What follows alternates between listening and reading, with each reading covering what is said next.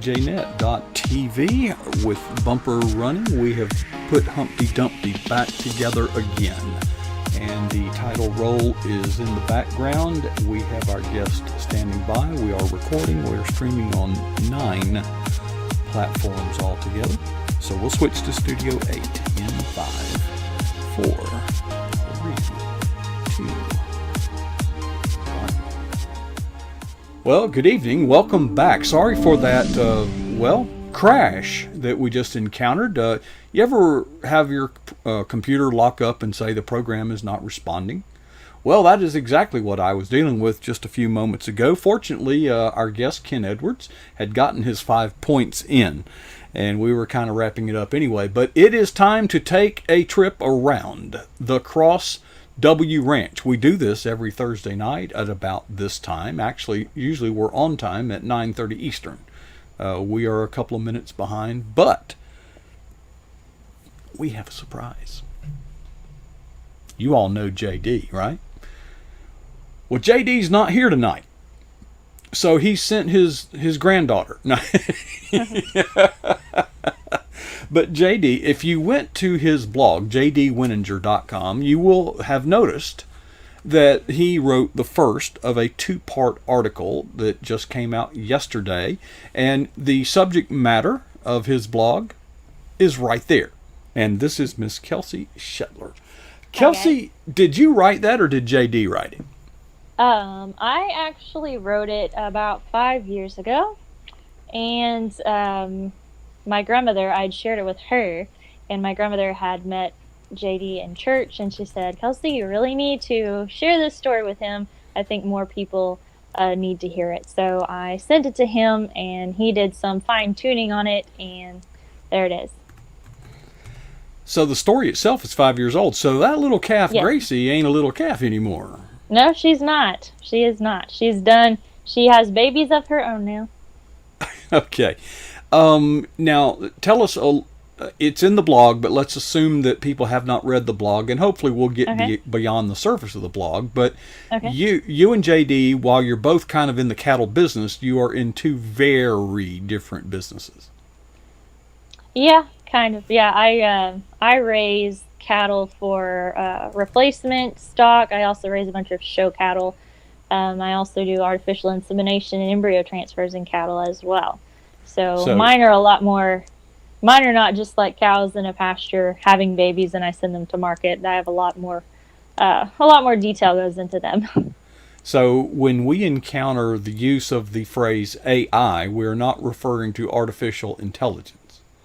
Correct. That is artificial insemination. So we are synchronizing the females, and then once they are come into heat, we're putting the frozen sperm is thawed out, and then we place it in the female, and you can get any genetics that you want basically that way. So from any bull from around the world, really. So you get a lot more diversity in your genetics, especially if you're trying to fine-tune certain things that you want in your future calves. Well, what are some of the future things that I might want? I mean, a cow's a cow, and then no, yeah, there's a lot. I don't think we have enough time to cover all of that, but on the basic, of course, you have your beef cows and your dairy cows. And so the beef obviously is used for meat, and the dairy is mostly used for the dairy products.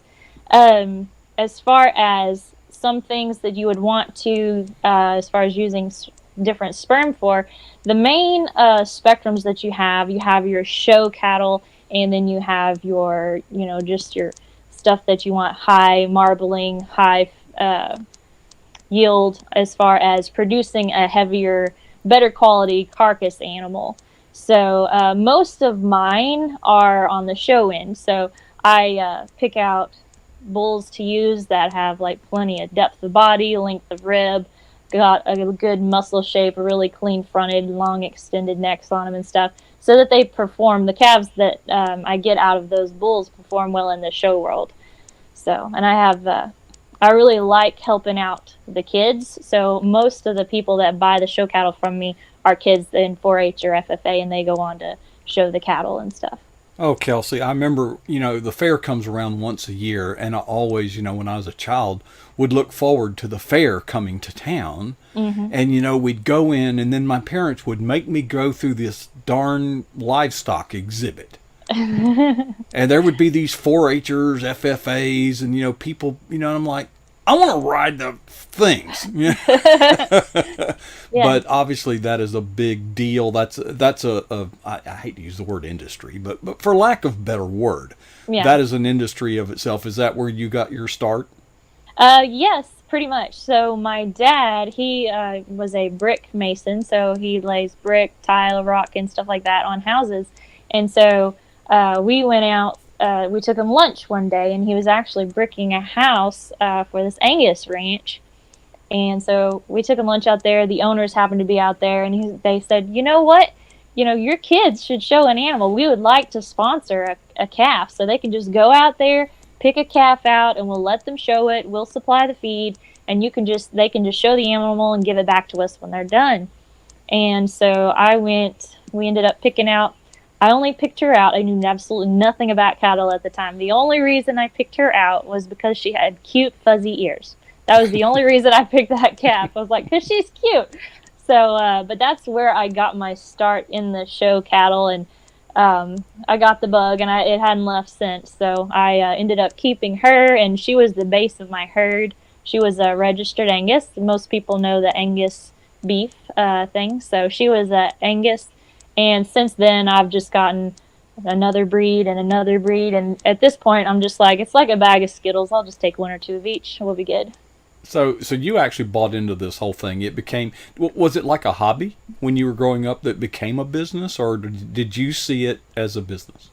Yeah, when I first started, it was purely just on the pleasure end of it. I just fell in love with cattle. Like once I started showing, I got so attached to that cow, and from there it's just like I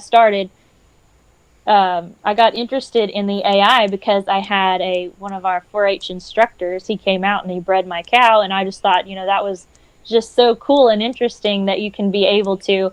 I mean, the possibilities are endless. It's not like you always have to buy a bull. So that was fascinating to me, and I was like, well, I want to learn how to do that. So I went to AI school and got my certification doing that, and then I just started doing my own because I enjoyed it. And my parents' pasture got a little full of my cows, so we're like, we're gonna have to start selling some of these. So then, I started selling a few calves, but most of them all came from those 2 Angus females that I started out with. I got another one from them the next year, and once I started selling them, I was like, you know what, I'd really like to make a business of this. So that's when I started really gearing more towards production side and actually selling cattle and making the money off of them too. So did you not get any Barbie dolls or things like that when you were younger? And honestly, I was a tomboy when I was you growing up. reckon? Okay. Yeah. So, If I could be outside, that's where I was. So because I when grew you up think outside. of cattle and ranch and farming, the picture that I get in my mind does not exactly resemble this picture that I see here. Okay, did you ever feel awkward or out of place as a female? Yes, definitely. The livestock industry is very much more geared towards men than the women. There are very few cattle women in this industry, so it's kind of challenging, but at the Did, same time, it's very rewarding to be one of those few people out there. So would it be fair to characterize it as you had to try harder? yes, definitely. What I tell people is that you have to try twice as hard to get half of the credit because as a whole, they don't expect as much out of you. So it takes a lot more, a lot more drive to get there. So Well, but some people, well, I mean, look at the world we're in today. They invest their efforts into fixing the external social condition that girls should play with Barbie dolls. Right. And they try to Yeah. fix that, but you took a different approach. You said, no, I'm going to stake my ground here. Yes. And if I have to work harder to do it, so be it. Mhm. I admire Yeah. you. Well, thank you. Yeah. That's I just wish more. picked Which something. yeah, we need more of that. Okay. Yeah. The first. Let me go back to that first cow. Did you Mhm. think of it as a pet? Yeah, I actually did. I mean, she was kind of like, just a big puppy dog, honestly. She was like my best friend. Like every morning, before school, I'd go feed her. We'd walk a mile together for her exercise, and then I'd just rinse her off and brush her and put her under a fan to keep her cool. So the show cattle, you want them to have a good body coat, so when you clip them, you can kind of carve them out. It's kind of like a dog show. You know how they trim the dogs and everything. Mm-hmm. Kind of the same concept with the cattle. So I mean, I spent a lot of time with her, and we really bonded. And I mean, I could walk her into the ring, and I wouldn't even have to have a hand on her halter. She would just stay right beside me the whole time. So, Amazing. uh, yeah, she was a big pet. Now I know that the story of Gracie is on the blog at jdwinninger.com. Yes. But tell us the story of Gracie. Well, Gracie was the first calf out of one of my favorite cows. I actually got her mother as a Christmas present. We were out, me and two of my sisters were out riding horses in a neighbor's pasture, and we had stopped for a picnic lunch, and we put some beach towels on the ground and had some snacks. Then out of this herd, this one little calf came and walked up straight to me, and she just started like licking all over my arm and everything. And so I was petting her and everything, and when we got ready to leave, I got on the horse and I started riding away, and the little calf was following me Oh, on that horse. So at that point, I was like, okay, I'm in love with her. I have to have her. So when we got back, I told the guy that owned the cattle, I said, when you wean that calf, I care, what you're asking for. I have to have that calf. And so Christmas came around, and he was a good friend of ours, and he called me and he said, "Hey, I got you a Christmas present. Why don't you come up here and take a look?" And it was actually Gracie's mama. So I already had like a deep attachment to this cow, so I was very excited to get the first calf out of her. I did AI her to a good low birth weight Angus bull. I got her, and when she calved, Gracie looked almost just like her mother. So I was thrilled with her. So, and I spoiled them all back then. I had a few enough to where all of them were like dog gentle. You could pet all of them, and they'd follow you around and stuff. And so, I had high expectations with her. And like she grew just like the rest of my calves did, and all of a sudden she just like stopped, and I couldn't understand like why she just stopped, because most of them when I breed them, they're about 1,000 pounds or so, but she got up to about 700, and she just kind of quit growing. So I couldn't really understand why she quit growing. So I tried to breed her a couple of times. I used a couple of different bulls, and she would cycle normally. Everything was normal about her. Doing a physical exam, nothing was out of the ordinary, and there was no deformities or anything. So it was really puzzling to me, like why she wouldn't breed. So being a I guess money-wise cattleman, several of the cattlemen in my area was like, well, you just need to sell her, just take her to the sell barn, just cut your losses. She's mm-hmm. never going to breed. She's never going to make anything. Damaged goods. So, yes, basically.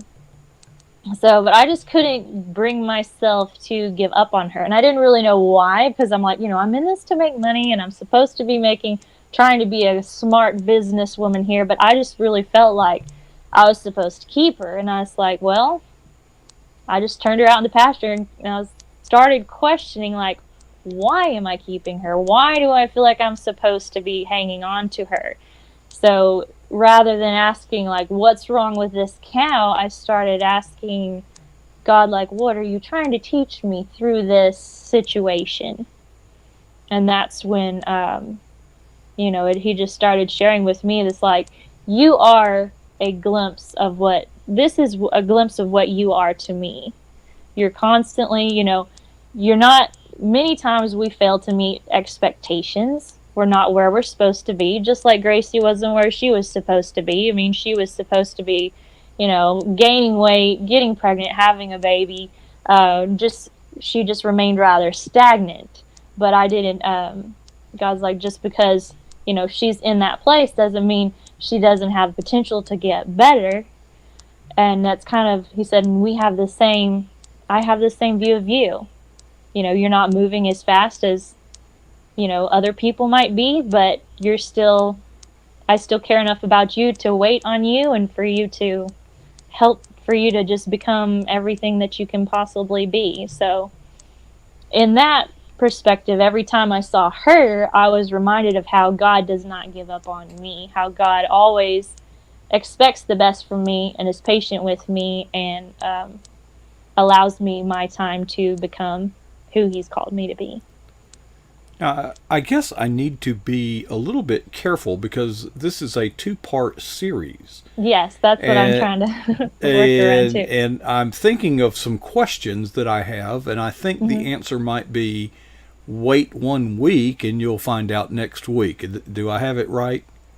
Yeah, do you want to wait 1 week to tell them the rest of the story or what? Sure. Huh? It's going to go next week. Okay, he said, yeah, the next half is next week, so. Okay, so there's you're checking in with your producer. Yes. I trust JD's judgment, and I know it's a two-part series, but I didn't know it now. Yeah. So you are actually going to be either authoring. Did you author this or co-author? How did y'all work this out? Well, honestly, I had actually put this on Facebook about 5 years ago, and I had actually emailed it to my grandmother as well because she doesn't have Facebook. So I emailed it to her, and she's like, you need to find that. And so I had looked through all my emails trying to find it, and it actually popped up on my Facebook memories. So right as soon as she was kind of talking about it, so I think that was kind of a God thing too, is presenting it as here it is now. You were looking for it. There it is. So I felt like, I'm led to share that with him. So I just sent him the whole story. And it's just something that I just typed out, just what was on my mind. And so I typed out had the whole thing typed out. So I ended up just forwarding what I had typed out 5 years ago. And I sent it over to him, and he read through it and did some, like I said, some fine tuning on some of the points and stuff. To get it more user-friendly reading and stuff, and so did part one. I think we went over earlier. Do you and JD go to the same church? Yes. So how well do you know JD? He keeps talking. He takes these trips, and he says somebody's taking care of. Is that you? Oh no, it's not actually me. But yeah, my grandmother goes to the same church he does, and she's really good friends with him. And then we have connected on Facebook too, and we're always talking cattle. That's a passion for both of us, so we have a lot in common. So I actually went on Facebook, or actually I did a Google search of KLS Cattle Company. And it directed me to a Facebook page. So you actually have a Facebook, and of course I see a bunch of pictures of, cows and such.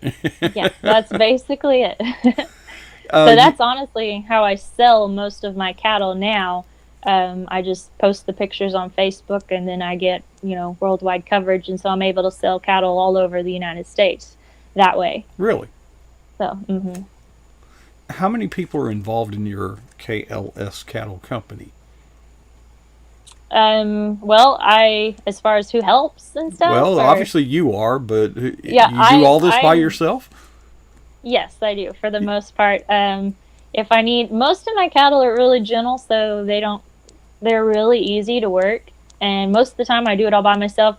If we have one day that I need to freeze brand or wean calves or something, I usually have one of my brothers comes and helps me, or I have a really good friend who also, he raises cattle also. He'll come and they'll just help me for the day and get some of that major stuff. But as far as breeding the cows and tagging calves, weighing calves, that kind of thing, I do, and putting out hay and stuff, I do all that all by myself generally. Yeah.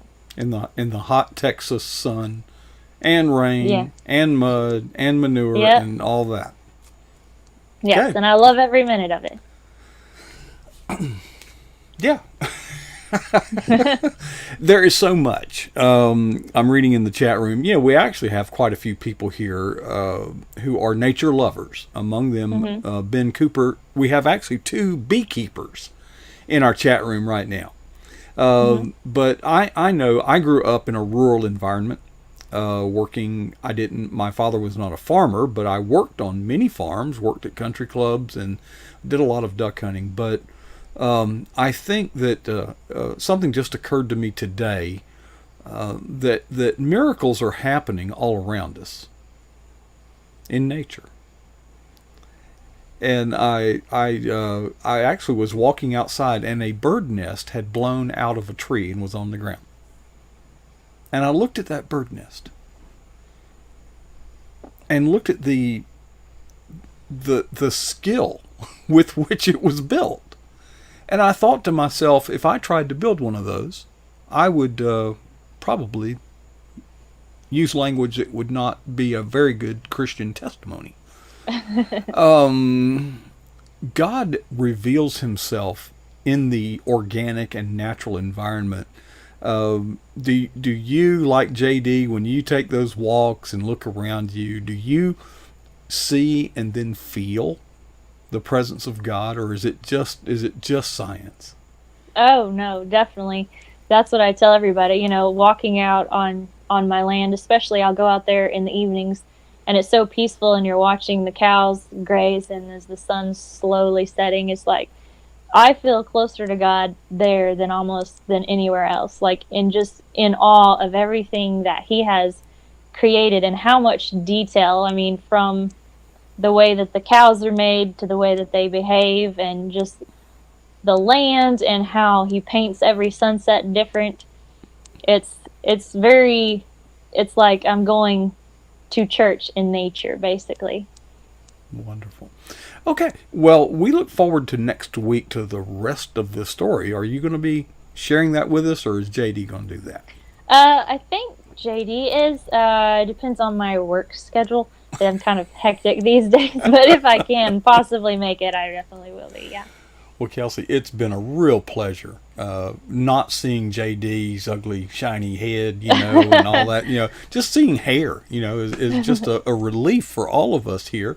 We love JD, and you were very fortunate to know a man such as JD, and he's very fortunate to know you. But thank you. At such a young age, you have maturity beyond your years, and we are grateful for your testimony and your stories, and thank you for taking your time to share it with us tonight. Yes, sir. Well, thank you for having me. We appreciate it, Kelsey. All right. Mm-hmm. There we took a trip around the Cross W yet again. Did y'all see my post on Facebook with a bird nest that said, "Don't believe in miracles? Here, build one of these, but don't cheat by using your hands." Really. Go look around you, folks. Remove the scales from your eyes and notice the miracles that just absolutely surround us, and it brings glory to God. Last night was a little crazy, and tonight seems to be crazy. I do want to take a moment, if you will indulge me, to give a shout out. I'm hesitant to single out anybody in our chat room because then everybody else feels excluded. But indulge me, please, and let's do a shout out for Ben Cooper, whose birthday was yesterday. Okay, now you say, well, when you get old, I don't really care about birthday celebrations, but I'm not a cancer survivor. Every day is a gift from God, and He has shared His story with us, and it's been an inspiration. And his book, All Nature Sings, is I haven't even read it, but I know that it declares the glory of God. It really does. So, and there was something else I was going to mention other than his birthday, but I forget what it is, But anyway, appreciate Ben. Everybody, we have a great team here. Let me just kind of go down the roster in the chat room. Well, Ben is up there. Diane, that's JD's wife. Doug Carter, back in town. He's went on a little trip there, but he's back in the saddle. Hazards 4 is here. Now, if you will be here tomorrow evening, 9 p.m. Eastern, we kind of play some oldies, do some retro stuff, for about an hour. But then at 10 p.m., he uncorks my perspective and comments. It's become quite the attraction on Friday evening. So, and I get the night off. It's really great. Ken is here in the chat room. You just saw him there. Now he's here. Monty is back, and Rachel is here. Renee Leonard Kennedy is here. Sunbelt Girl here. Tammy from Georgia, and Terry Palmer. What a nice fellowship that we have here at pjnet.tv. Oh, a little teaser. Ben has something. He's planning something a little special when he appears. I think it's next week. I forget. Go to pjnet.tv. There's a little button on there called Schedule. You can find. Oh, we got some new guests coming on board for the first time. We've had a couple new ones lately, but boy, things are. And Barbara does all of our scheduling. Appreciate all of her help. And okay, well, folks, another week for me. I'm going to wrap it up because I get tomorrow night off. I actually have Saturday off. I do not have to do my day job Saturday. And my wife is out of town, which means no washing dishes, no making bed, no opening the blinds. All those little details that consume, that just totally waste your time. I don't have to do them until Saturday night. I'll have to, or Sunday. I'll have to, hurry up and clean everything back up because she'll be back in town. So anyway, but she sent me, so I have to sleep with her dog in the bed because she gets lonesome. She's whining and crying and all that. So, okay, well, time for me to go. I really do appreciate all of you who take part in our fellowship, in our programming, and in helping in the back end of everything. And I really do appreciate each and every one of you make a special contribution to the mission of pjnet.tv, which is to provide a platform right there for everyday Christians to share their walk with Christ. Having a great time. Never work a day in your life and you're having this much fun. Folks, before I leave, I want to ask you to reflect upon two questions. The first one is this: what is the boldest thing that you have ever done for Jesus Christ? And then the second question: when was that? My challenge is to never be satisfied with either answer.